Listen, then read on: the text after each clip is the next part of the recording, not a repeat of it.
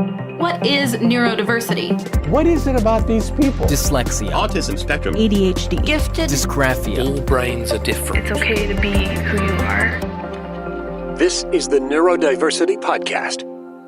Hey everyone, welcome to episode 92. I'm Emily Kircher-Morris, and I'm the author of Teaching Twice Exceptional Children in Today's Classroom, which will be out next week. We have a special episode to release along with the book launch on Tuesday, August 24th, so make sure not to miss that celebration. Tomorrow, Friday, August 20th, is the first day of the Executive Function Online Summit hosted by Seth Perler from episode 71. Neurodivergent kids often struggle with building executive function skills, and this 3-day immersive event is created for parents, educators, and anyone who works with neurodivergent youth. Each day features a different lineup of experts from psychology, education, and parenting, and we will be providing ideas for solution-focused strategies to build executive functioning skills in kids. I'll be talking about how to communicate with kids and help kids to learn to self-advocate when they need accommodations. You can catch that presentation on Saturday. It isn't too late to register, even if you're listening to this after the summit has ended. The recordings are available along with other bonus materials. So if you want to register, just go to our website, neurodiversitypodcast.com, or you can find the links we've shared to the event on any of our social media. That's Neurodiversity Podcast on Facebook and Instagram, or at NeurodiversePod on Twitter. On today's episode, Hi, I'm Amelia Bowler, and I'm the author of The Parent's Guide to Oppositional Defiant Disorder. Your questions answered. stay right there.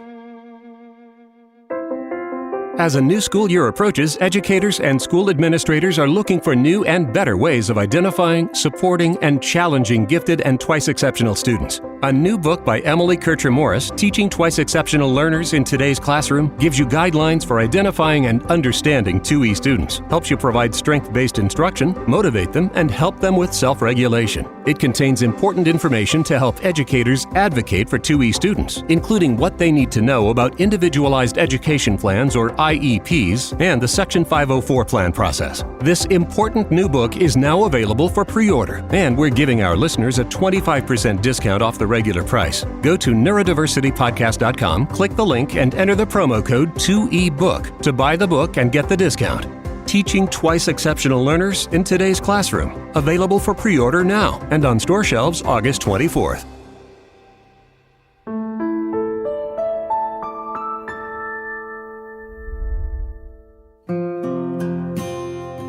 Today, we are talking to Amelia Bowler, author of A Parent's Guide to Oppositional Defiant Disorder. Amelia, thank you so much for taking the time to join us today. I was so excited to talk to you. I have to confess that we have not done an episode on the topic of oppositional defiant disorder, really because I have some really negative feelings about the diagnosis. I feel like a lot of times when it is given, it doesn't really provide a lot of answers, and there is this really negative connotation just in the name itself. So I'm open to learning and hearing, and I feel confident that you're the person to give us a different perspective. So can you start us off just by telling a little bit about your experiences with ODD? Unofficially, my experiences with ODD probably started in my own childhood, where I'm wearing deliberately odd socks. But officially, when it came up for me, is when I had my first child. And as we were going through the diagnosis process for ADHD, which is part of my neuroprofile as well, I noticed that he met all the criteria for ODD. And they said, no, we don't want to diagnose him with ODD, but he does meet the criteria. And this was concerning, like, okay, does my son have some kind of biological difference that I don't understand? Is there some kind of condition that I've caused with my parenting? So I started to really deep dive. And honestly, the more I read, the more confused I got, which is sort of how we ended up with this book, because I just didn't stop. You kind of start doing the research and you dive into it, and it just brings up more and more information, and realizing that there wasn't a lot of good information out there, which I agree with. I think that that's something that I have found as well when I work with my clients and families who either come in with this diagnosis or have questions about it. I think as I researched, I started to notice, think the best I can do is explain why it's such a terrible diagnosis. Sure. It's a behavioral diagnosis. It describes a pattern.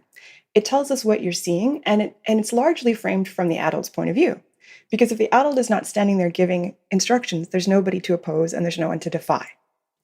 So it starts with the power dynamic, and that's contextual. It doesn't take into account the individual's needs, motivations, desires, abilities. So there's a problem. If you want to ask the question, why is this child not complying? There are lots of possible answers.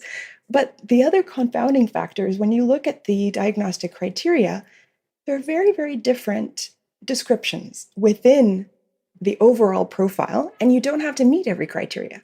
So just to give you an idea, there's sort of three groups.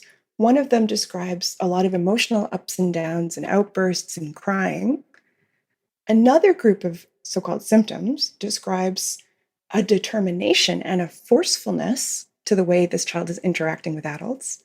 And then a third category describes a sort of, well, they call it vindictiveness. They are dishing it out as they're getting it. And, that doesn't go over very well with adults. So on that list of 8, you only need 4. So you could have so many different children with different struggles. One of them is very motivated and not picking up on other cues.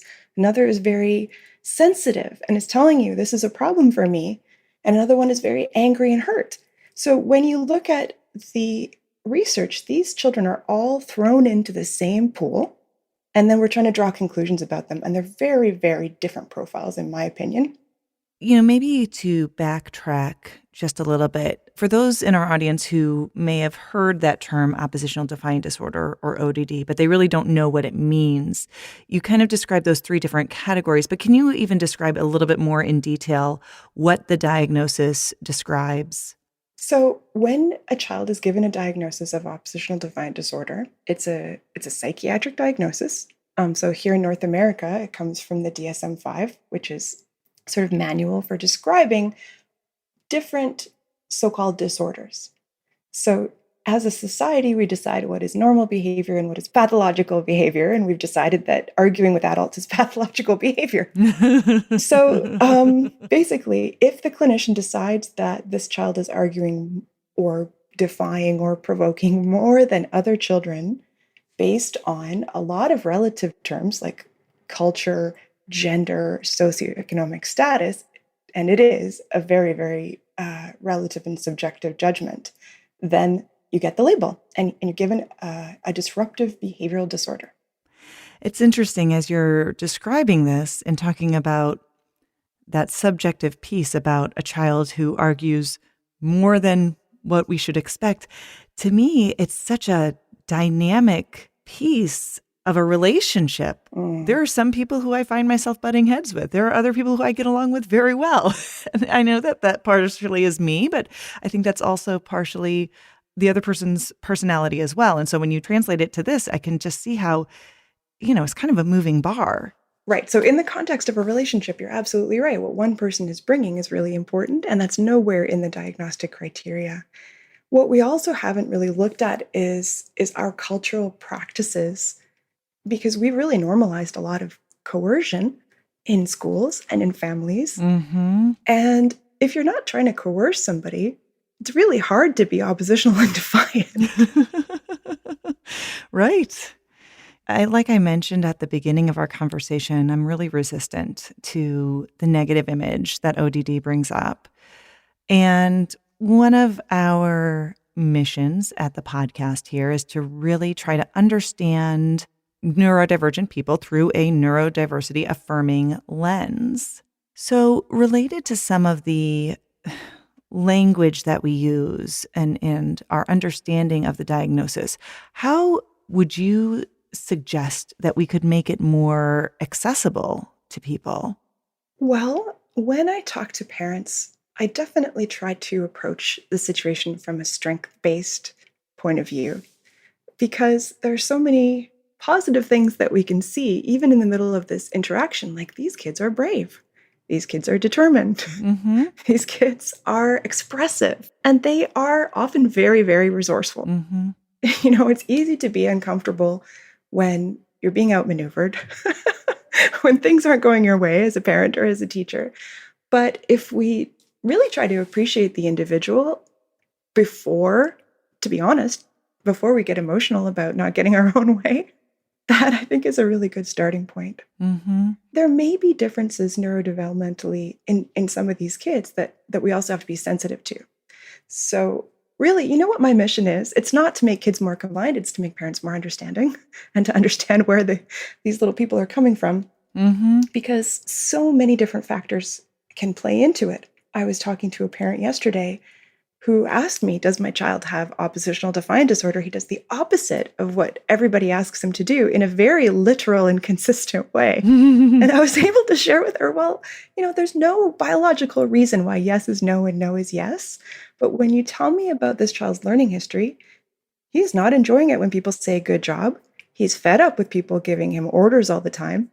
And he's enjoying the connection and the engagement that he's getting when he's smiling and doing the wrong thing. This is a kid with a great sense of humor, and he's really, really trying to engage with you. And it's not malicious, and it's not deviant. It's just a product of his skills and this environment fit together. Mm-hmm. There will be cases where when an adult makes a request, it seems totally reasonable to the adult. So part of my work is really to look into how neurodiversity plays into that, how we can understand different perspectives. So for example, if executive functioning skills are coming into play, maybe this child has already made a plan and you have come along and you've imposed a different plan. And so the process of shifting attention from one plan to another, problem solving, like that may be a heavy load for this kid to carry right now. Mm-hmm. You may also have a child who's very sensitive to stress. And so when you put pressure on those executive functioning skills, you see an increase in stress. So those two pieces came up over and over again in my research. I mean, you can really boil it down to a very physiological level. You have differences in skin conductivity, you have difference in cortisol levels. And the more we try to control and push, the less room there is for self-regulation and for problem solving. I like that you mentioned problem solving. Can you talk a little bit more about that and how that might influence a child's reaction to situations? Yes, I think it's underrated, but it's probably becoming a more mainstream approach. More often than not, in a conversation with parents of, spirited children, Dr. Ross Greene's book, The Explosive Child, will come up. And so he's laid out very simply and clearly some steps that the adult can model to help children learn how to problem solve, but the onus is really on the adult to set the stage there. The reason why it's so important to do that systematically, empathetically, calmly, is because problem solving is a very complex skill. It requires perspective taking, it requires logic, it requires, emotional self-regulation. And sometimes we can't ask for all those pieces at the same time. We have to ask for them one at a time. In my experience, oppositional defiant disorder is often a diagnosis that we see along with something like an attention deficit or autism diagnosis. What are some of the common diagnoses that might co-occur with oppositional defiant disorder? Are there others? Are those the two main ones? What's your experience there? Well, the ADHD does overlap. There's a 50% overlap both ways. If you're diagnosed with oppositional defiant disorder, there's a 50% chance that you have an ADHD diagnosis. And that's really interesting because we know ADHD is associated with difficulties with executive functioning skills. Some researchers have looked at the students who appear to have, very competent executive functioning skills, but they're still getting into these escalated situations. And what they realized in this research is that their executive functioning skills, like when they're tested after they've been upset, in one of those little psychological tests where you make the child feel emotionally rejected, Mm-hmm. then you ask them, sorry, I'm giggling, but it's awful. So these kids, when you test them on a good day, they seem fine. But if you put them in a situation where nobody's passing them the ball or somebody appears to be cheating, and then you test them again, what you see is that their ability to problem solve has been compromised. They're not coming back to baseline as quickly as the other kids. This is really interesting in relation to the comorbidities and the other conditions that you mentioned, because there are conditions and situations or certain emotional and physical profiles that contribute to getting a diagnosis of ODD, but is it correlation or causation?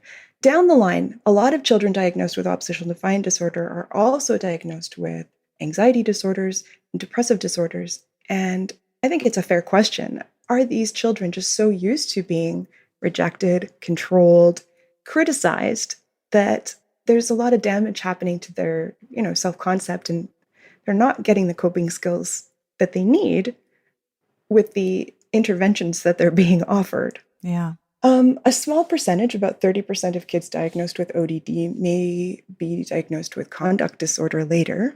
Again, conduct disorder is a behavioral disorder, and it's not associated with a very specific psychological or emotional profile. And again, very subjective. But what we see with conduct disorder is that instead of the sort of so-called antisocial behavior that happens in relationships, the rule breaking is started to generalize to other situations. So if it's escalated to the point where you've actually broken a law, then we're going to call it conduct disorder. But conduct disorder encompasses, things like setting fires and stealing, whereas oppositional defiant disorder is very much about the two people in the situation. So you got to wonder, at some point, do these kids just check out and, just make their own decisions about what's appropriate? It makes me wonder where the approval is coming from in these situations. Like, behavior usually makes sense on some level. So how did it get to the point where setting a fire seems like a really good idea? I'm reminded of a family that I was working with, and their child was really struggling at school with some behaviors and also in other situations at home. I think mom had kind of come up with some good ways to support the child. And so that was where the least of the problems occurred. But as I was working with them, this kiddo clearly was very, very bright. But a lot of the concerns in my observations were coming from difficulties with social language and social communication, as well as some very black and white or inflexible thinking related to this is what I was expecting and now this is what's happening.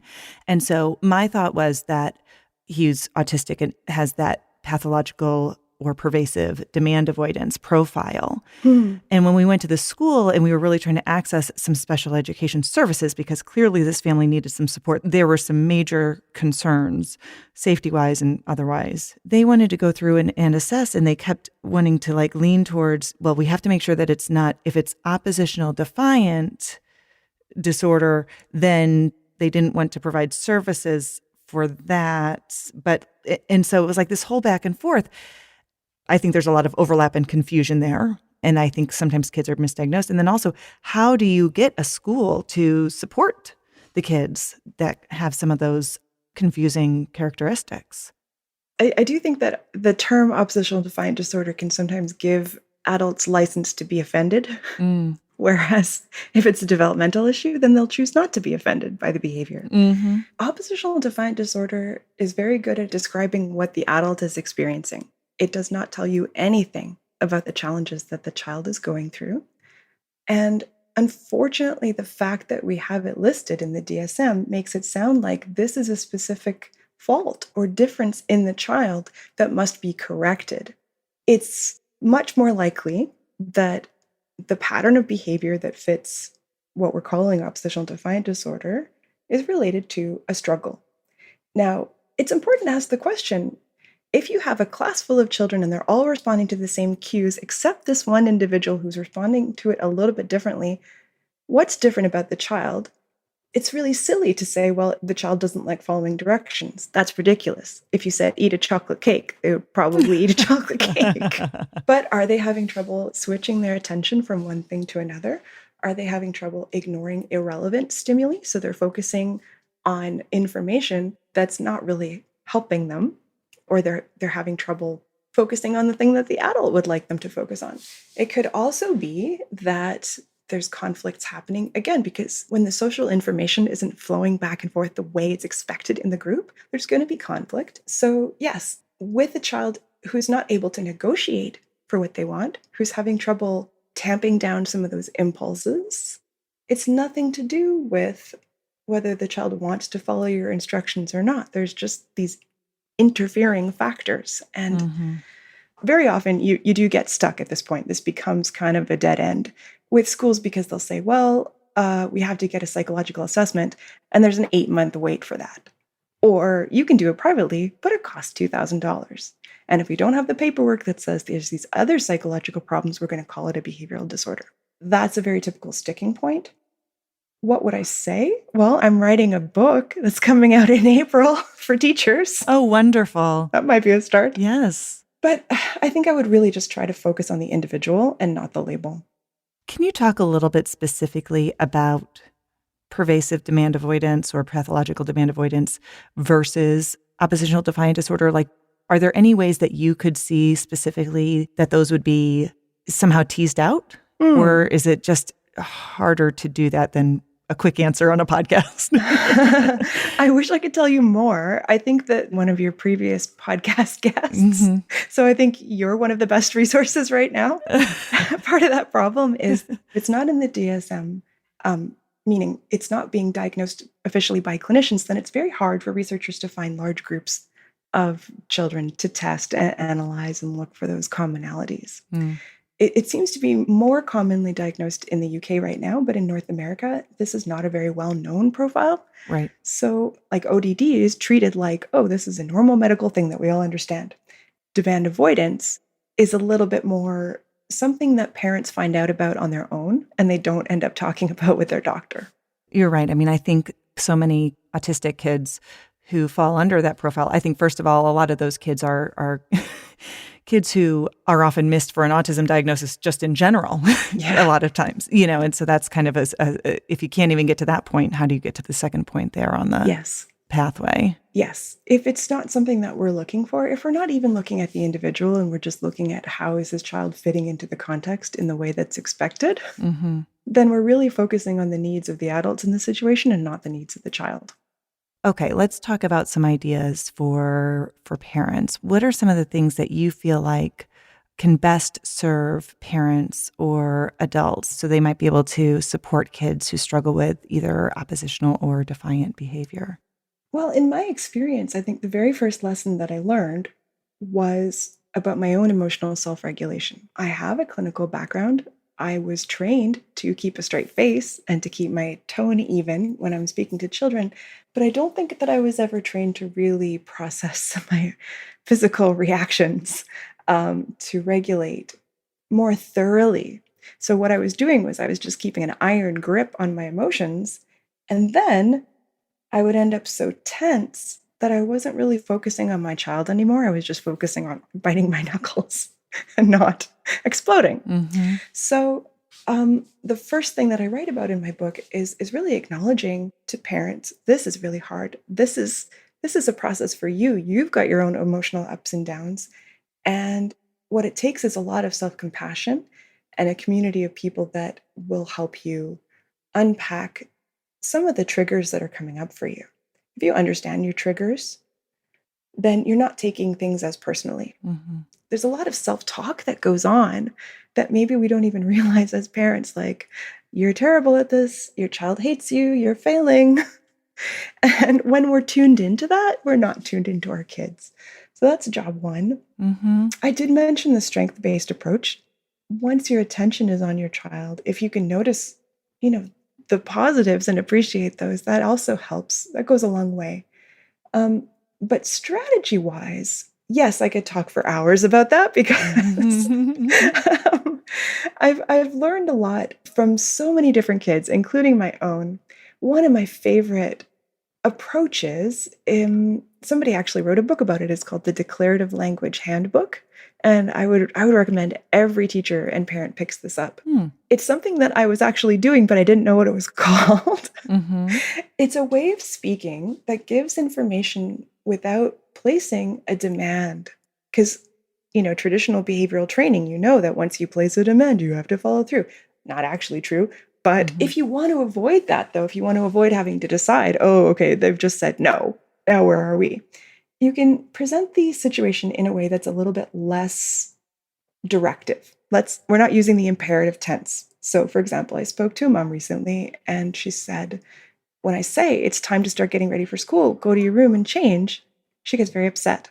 So I dug a little bit further. Like, is there something that she doesn't like about going to her room? Is there something she doesn't like about getting dressed? No, all those things are fine. She'll happily do it. It's just when I tell her to, she doesn't want to.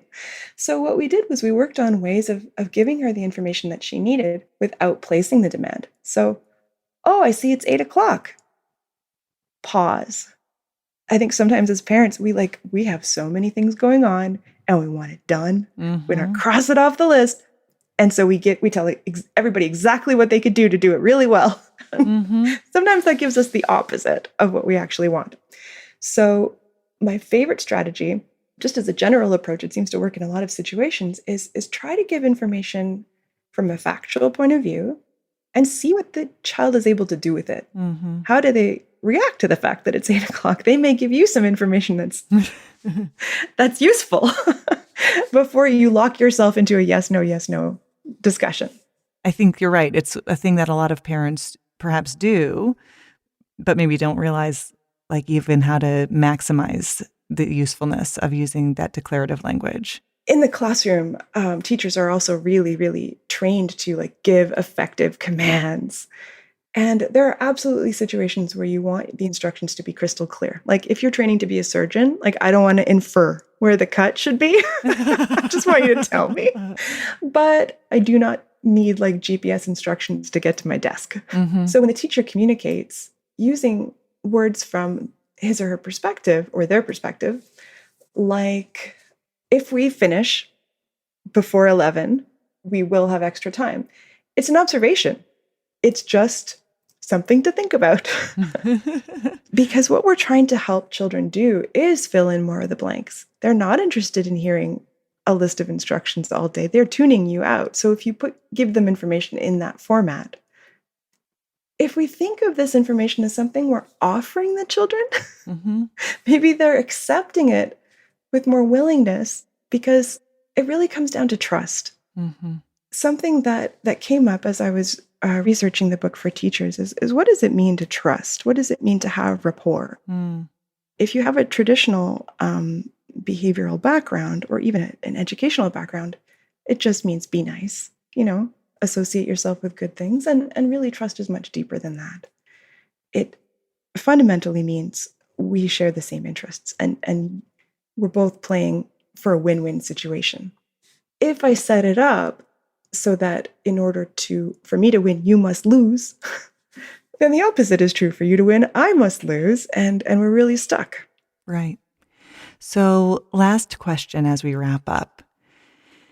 If you're talking to a child who has begun to believe many negative things about themselves because they're constantly feeling angry or being reprimanded or getting in trouble because they are struggling with behaviors that others describe as oppositional and defiant, what would you say to that child? Well, last night I said to my son, "You are," and then I paused and he said, "Amazing." Yeah, that's exactly the word. But I was so glad. I was so glad that he knew that. The reason why he knows that is because he gets to spend time with people who have his best interests at heart. And he gets to spend time where he feels safe. If he's not feeling safe, then he's working to defend himself and to prove himself, and he's working against other people. So I'm glad that you're bringing things like emotional well-being to the forefront, because we really can't expect compliance and rule following if we don't have an emotional grounding. So the best I think we can do for our kids is to reflect their strengths, to practice compassion toward ourselves so they can see what that looks like. We don't beat ourselves up in front of our kids because they'll learn to beat themselves up. We accept our mistakes. We accept them as learning experiences. And we have to let other people's judgments go. And that's like a lifelong process. But, kids diagnosed with ODD often are faced with so much negative feedback and description and accusations and blame that I think as parents and supporters, we have to work so much harder to build those skills in sooner. Amelia, thank you so much for your time today. Oh, it was a delight. Thank you so much.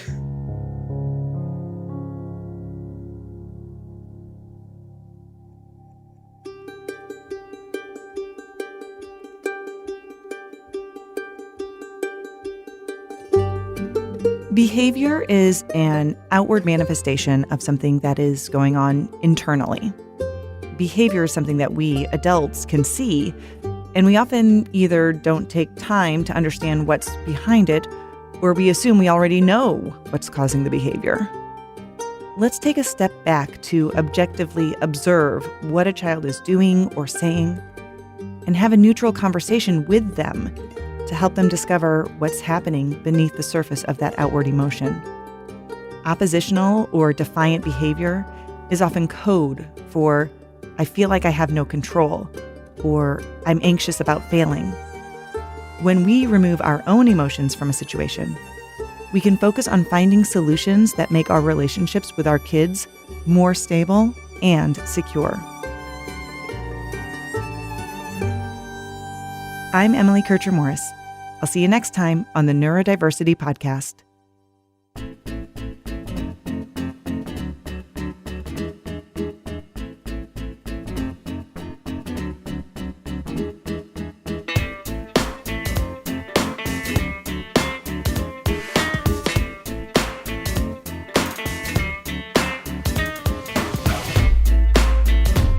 Thank you so much for listening. Thank you to Amelia Bowler for being on episode 92. If you want to learn more about Oppositional Defiant Disorder or Amelia's work, or if you'd like to get her book, The Parent's Guide to Oppositional Defiant Disorder, you can do so on our episode page at neurodiversitypodcast.com. Next week, we'll turn the tables, and I'll be interviewing Emily about her new book, so watch for it. For Emily, I'm executive producer Dave Morris. Stay safe. Stay healthy. See you next time.